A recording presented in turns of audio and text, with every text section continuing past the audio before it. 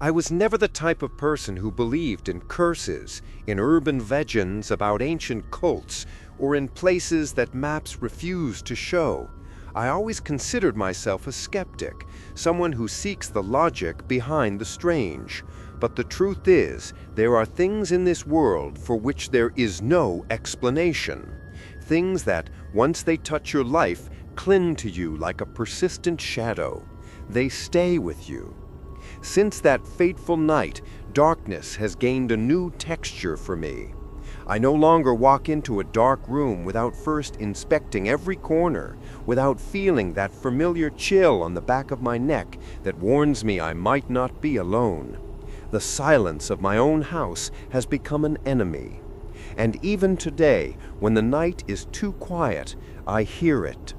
The muffled, primitive sound of that drum. It's a low, dense sound that seems to vibrate more in my chest than in my ears. It's as if from somewhere far away it is still calling for someone, or worse, calling for me. It all began with the house. An old, imposing townhouse in the Saúde neighborhood, south zone of São Paulo. It had that early 20th century architecture with high windows and an air of forgotten nobility. The air inside was imbued with the smell of dried eucalyptus and decades of dust, a mixture that brought me a strange sense of peace. The closets were deep, dark, and there were more doors than I could count, many of them locked. I bought the property for a price far below market value, something any sensible person would find suspicious. But at the time, I wasn't looking for a good deal. I was looking for peace, a refuge from the chaos of my previous life. And that house, with its heavy silence, seemed like the perfect place. It was during the first major cleanup, weeks after moving in, that I found the anomaly. In the upstairs hallway, there was a row of closets. One of them, the last one, wouldn't open. I forced the handle, but it was locked. Looking closer, I realized the door was sealed from the inside with screws and a dark putty, as if someone had made a deliberate effort to wall up that space. This wasn't meant to store things. It was meant to contain something. Curiosity overcame caution. With a crowbar, it took me almost an hour to break down the door. The sound of the wood splitting echoed through the empty house. When I finally succeeded, a blast of cold, musty air hit me. And inside, occupying almost the entire cramped space, was a figure that did not belong in that place. A drum. But it wasn't a common musical instrument. This object was colossal, almost a totem. It was over 1.5 meters tall and wide like an old oak barrel. The wood was dark, almost black, and polished in a way that the little light that entered seemed to be swallowed by it. I ran my hand over its surface. It was smooth, cold, and strangely light to the touch. But when I knocked my knuckles against it, the sound was hard, metallic, like aged metal. What truly paralyzed me, however, was the leather stretched across its upper mouth. There was something profoundly wrong with it. It wasn't stiff and rough like cowhide, nor flexible like goatskin. It didn't look like anything I had ever seen or touched in my entire life. The color was pale, a sickly yellow, almost translucent. And the texture, the damned texture had the same subtle patterns, the same tiny pores as human skin. I recoiled, gasping. A primal, instinctive terror took hold of me. It was as if an ancient part of my brain had recognized that material and screamed an alarm. A cold shiver ran up my spine, and I slammed the closet door shut, the sound echoing like a gunshot. I left the drum there. I didn't touch it again. I didn't move it. And certainly, I didn't throw it away. I simply tried to forget it existed, locking that door and the memory itself in a dark corner of my mind. Months passed. Life in the new house normalized, and the memory of the drum became a blur, a strange reverie. Once settled, I decided to throw a small housewarming party to meet the neighborhood.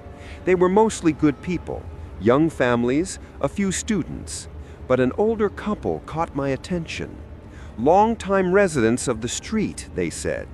They were overly friendly with smiles that didn't reach their eyes. And those eyes, they wouldn't stay still, searching every corner of my house, every detail of the decor, as if looking for something specific. At one point, the woman, a small lady with white hair and a surprisingly firm handshake, discreetly pulled me aside. Her voice was a conspiratorial whisper. "Excuse me for asking, but by any chance did you find a large drum stored somewhere in this house?" My heart stopped for a beat. I felt the blood turn to ice in my veins. I tried to maintain my composure. "Yes," I replied, my voice lower than I intended. "It was in a walled-up closet in the upstairs hallway. Why?" She exchanged a quick, almost imperceptible glance with her husband. The two smiled at me, but their eyes were vacant, calculating. "It is a family heirloom," the man said, "very rare, of symbolic value, you understand. We are willing to pay very well for it if you are interested in selling it." The amount they offered was surreal, enough to pay off the house mortgage with change left over. Not understanding the reason for that value, but feeling an internal alarm sounding, I pretended to accept. We agreed they would return the next day to pick it up and make the payment. The party ended. The guests left. As I turned off the last lights, deep in confused thought, the doorbell rang. I looked at the clock. It was almost 3 in the morning. It wasn't a modern digital doorbell. It was an old round button that produced a dry, metallic sound, which seemed to echo through the wooden structure of the house. Annoyed, thinking some guest had forgotten something, I went downstairs and opened the door without even looking through the peephole. Standing under the weak light of the porch was a thin, tall man with a look of desperation on his face. He wore a wrinkled dress shirt and held a brown envelope with both hands as if it were a shield. "I'm sorry for the time. I am the son of that couple who was at your party. I really need to talk to you. It's urgent." I hesitated, but he didn't look like a threat. He looked terrified. I invited him in, but he refused with a quick shake of his head. "Better out here. It won't take long." I closed the door partially behind me and listened to him. And what he told me didn't sound like madness or invention. It sounded like real, deep trauma that had haunted him for decades. He started by begging me not to sell the drum. He said that this house, decades ago, was the headquarters of a cult operating in old São Paulo, a group that believed in the existence of a parallel dimension, a place they called Setealen, and the drum was the key, the portal. The mechanics of the ritual were chillingly simple. They would place a child under the drum's hollow structure. The group's priest would then strike the hide twice. The child would disappear. Exactly 1 hour later, they would return, walking alone, emerging from the thicket behind the property. These children described a magical place, a blue garden, full of floating toys, sweets, and friendly creatures. They said that although only an hour passed here, inside they lived a whole day of pure joy. It was a reward, he said, for the good children. But when the child was considered disobedient, the ritual changed. The priest would strike the drum 4 times. The child also disappeared, but did not return in 1 hour. It took 5, sometimes more. And when they returned, they were marked, with deep scratches, clumps of hair missing, dried blood on their nose. Their gaze, previously innocent, was glazed over, empty. They described a dark swamp where deformed beings amused themselves with the suffering of others. They were forced to eat live insects, dragged through claustrophobic tunnels. Time there was a torture. One of them said they spent 4 days in a single late evening. They all called that place Setealen. I listened to it all, paralyzed. He was too calm, like someone who'd recounted that story to himself 1,000,000 times until he accepted it as truth. Then he took a deep breath and told me the sentence that haunts me to this day. My younger brother was placed under the drum. That night, I was responsible for the beats, and I did it differently. I was angry at him. I hit it 7 times. 7. Not 2, not 4, 7. The lights in the house flickered, he continued, his voice choked. The sound was like a thunder that shook the walls, and we heard something groan from inside, a guttural, ancient sound. He swallowed hard. My brother never came back. The police investigated the disappearance, but the case was filed as unsolved. The cult disbanded. His parents, the leaders, were discredited and became reclusive, obsessed with recovering the drum. They didn't just want to get their son back. They wanted to reopen the portal. You don't understand. Yours is not the only one. There are 4 other drums scattered across the country, and all of them, they work. I don't remember how the conversation ended. I just remember watching him walk away down the deserted street, the face of a man who lived the impossible and was condemned to never be believed. That same night, moved by a fear I had never felt, I helped him. We dragged the drum into the backyard. With an axe, I destroyed it. The wood cracked, but the leather wouldn't tear. I had to burn it. The smell that rose from that smoke was indescribable, a mixture of sulfur and burnt flesh that permeated the night air.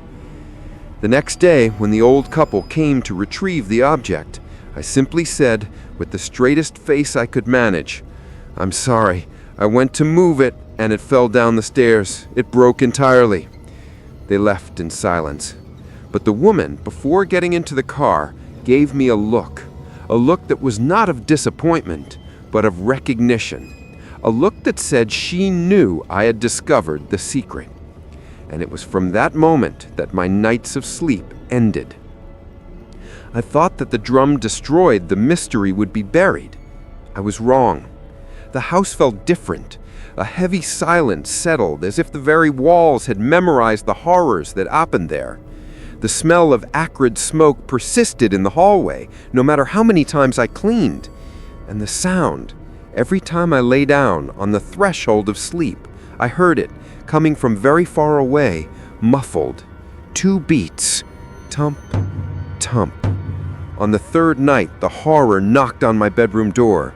My youngest son, only 8, woke up screaming, his nose bleeding. He told me, sobbing, that he dreamed of a long-bearded man trying to push him into a hole in the ground. I tried to calm him, saying it was just a nightmare, but my heart hammered with panic. The same night, my 11-year-old daughter woke me up. She said she had seen a boy standing at the top of the stairs with his back to her. "He wasn't from here, Dad," she whispered, trembling. Paranoia set in. I started searching the house from top to bottom, looking for any lingering trace of the drum. And in the dustiest corner of the attic, behind a loose floorboard, I found it. It wasn't the drum. It was just a second skin stretched over a wooden frame with the same pale, sickly texture. And on the floor, scratched with a knife, was a short, terrible message. 7. Do not return. That night, I turned off the main circuit breaker of the house. I needed absolute silence. It was in the darkness and silence that the phone rang, the jarring sound making me jump. It was him, the couple's son. "Did they send you anything? A package?" His voice was shaky, urgent. "No, why?" "Don't accept anything. Don't touch anything that arrives. They are spreading the plague. They made replicas." He told me that the cult followers was selling the other drums coded on used goods sites and closed social networks. Then he sent me a print screen by message. The picture was an ad. It read, "Rare percussion instrument, acoustic portal, ideal for sensory experiences." The photo showed a drum identical to the one I had burned, but the detail that made me stop breathing was different. In the shipping address had my name and address registered for the delivery. I was sitting in the dark, my cell phone in hand, staring at the screen where the drum ad had appeared. The system knew my address. They knew who I was. The smell of sulfur and burnt flesh from the broken leather still lingered in my memory, but the ad description, acoustic portal, began to erode my sanity. The man had said the drum was just the key, that fear and attention were the real portal, and there I was, giving it all my attention. The line from the couple's son was dead. I tried calling the elderly neighbors, but the phone was disconnected. The house was plunged into total silence, the circuit breaker off, the streetlights filtered by the curtains. I was trying to rationalize the trauma of the children, the brother's disappearance, the cult. A madman's story, I repeated to myself. Then it happened. It didn't come from the closet or the attic. It came from my phone. I hadn't clicked on anything, but the audio started playing. It was a dry, repetitive loop. I didn't even need to turn up the volume. The sound pierced the silence and my skull with the force of an electric shock. Dum, dum, dum, dum. 4 beats. The punishment. I threw the cell phone on the floor, covered my ears, but it was useless. The sound wasn't coming from the device's speaker. It was in my head. It vibrated in my bones and my chest cavity, a primitive, terrifying rhythm that seemed to want to drag me somewhere dark. And with the sound came the images. They weren't flashes, but complete, vivid visions. I was in the swamp. The ground was stinking, sticky mud. Hysterical people, but with distorted faces, pointed at me and laughed, with mouths that were too big. I felt the heat of a charcoal pit, the smell of coal, and saw those creatures crawling out of the earthen walls, long, thin claws extending. They didn't want to kill me. They wanted to scratch me, to terrify me. And the worst part, I saw the dirty man, the one with the long beard and rotting nails, standing there. He didn't see me as an adult. He saw me as the next naughty child to be whipped and forced to swallow the repulsive red and yellow insects. I screamed, a hoarse, inaudible cry that got stuck in my throat. I was on my knees in the living room floor, trembling, unable to distinguish reality from the vision. When the sound stopped, as abruptly as it started, the silence returned, but loaded with a new threat. I went to the cell phone on the floor. The screen was cracked. No applications were open, no video running. But there was a notification, a single, new message from the unknown number that had sent me the link. The message said only, "You listened. Now you are a part of it." After that night, the barrier broke. The atmosphere of the house changed, becoming rarefied, heavy. The sound of the drum was now everywhere, in the creak of the floorboards, in the howl of the wind, in the oppressive silence of the early morning. I started having vivid nightmares of a dark swamp where distorted voices whispered my name. I saw a young woman with bluish skin dragging a rusty toy cart, and I saw children, dozens of them, in clothes from other eras, all silently looking at me. Then the phone rang for the last time. It was him. The voice was hoarse, almost a breathless whisper. "I saw my brother last night for a few seconds." He saw him at the entrance of a park in Cambuchi. He was older, but time had not been kind. His body was hunched, his eyes opaque. Then he told me the words that sealed my fate. Destroying the drum. It didn't work. The portal is not in the object. The object is just the key. What is opening the door now is our attention. It is the will of the one who listens. The line went silent. He hung up. I tried calling back, but the number no longer existed. I was alone. Days later, the box arrived, left at my door by an anonymous delivery person. No sender, no tracking code. It was the drum, whole, intact, perfect. The same dark wood, the same pale leather, the same metallic, nauseating smell, as if the axe and fire had never touched it. But there was one difference, a symbol carved on the side, an open eye with 7 vertical lines cutting through the pupil. Inside the box, a small card with elegant handwriting. Listen, record, share. The cycle must continue.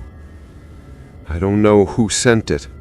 I don't know why I was chosen. But what terrifies me most is that the sound no longer needs the drum to exist. It is here, inside the house, inside me. Sometimes, in the silence of the night, I hear the beats coming from upstairs, from the old closet. 2, 4, 7. The beats never repeat on the same night. And the real fear, the panic that consumes me, came yesterday. My daughter approached me while I was looking at the drum, now stored in my living room, and asked me, with a terrifying innocence, "Dad, what is Setealen?" The cycle was not broken. It merely found a new guardian. The last time he heard the rhythm of 7, his daughter asked the chilling question, "What is Setealen?" The portal is no longer a physical object. It is the will of the listener. And he was told to listen, record, share.